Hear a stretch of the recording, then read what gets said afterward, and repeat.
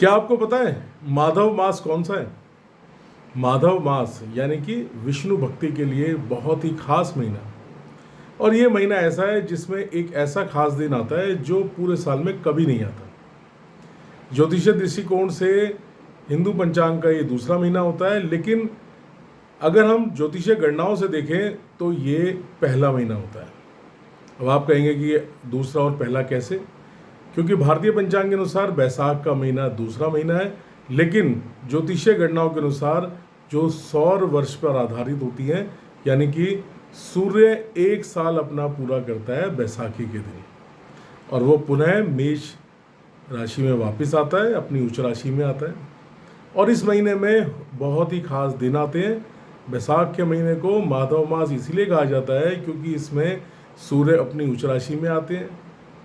बहुत शुभकारी होता है, हेल्थ के इश्यूज खत्म हो जाते हैं, बहुत सारी सुख समृद्धि इस महीने से प्राप्त हो सकती है। साथ ही इस महीने में आती है अक्षय तृतीया।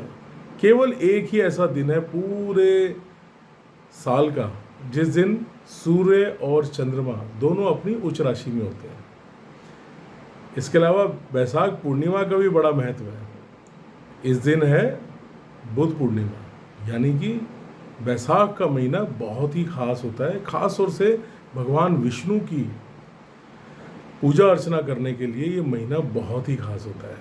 इसीलिए इस महीने को माधव मास भी कहा जाता है।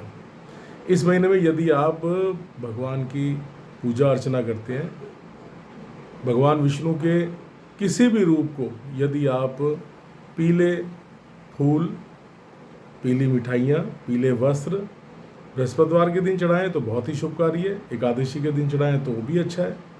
तो कुल मिलाकर यह महीना बहुत शुभकारी है। और इस महीने यानी कि बैसाखी वाले दिन से यदि आप सूर्य को जल देना आरंभ करते हैं तो आप देखेंगे आपके जीवन में मान सम्मान की वृद्धि होगी, आपका जीवन दिन दुगनी रात चौगुनी तरक्की करने लगेगा, आपको बहुत सारी खुशहाली और कई ऐसे काम जो नहीं हो रहे वो होने आरंभ हो जाएंगे।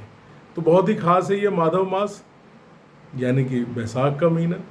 आपके लिए भगवान विष्णु की कृपा से ये महीना बहुत ही शुभकारी हो और इस महीने में किए गए सभी कार्य सफल हो जाते हैं अगर सच्चे दिल से उन्हें किया जाए। तो माधव मास यानी कि बैसाख के महीने में आपके कार्य पूरे हों, भगवान विष्णु और सूर्य देव का नाम लेके आप पूजा अर्चना करें, निश्चित तौर पर आपको शुभ फलों की प्राप्ति होगी।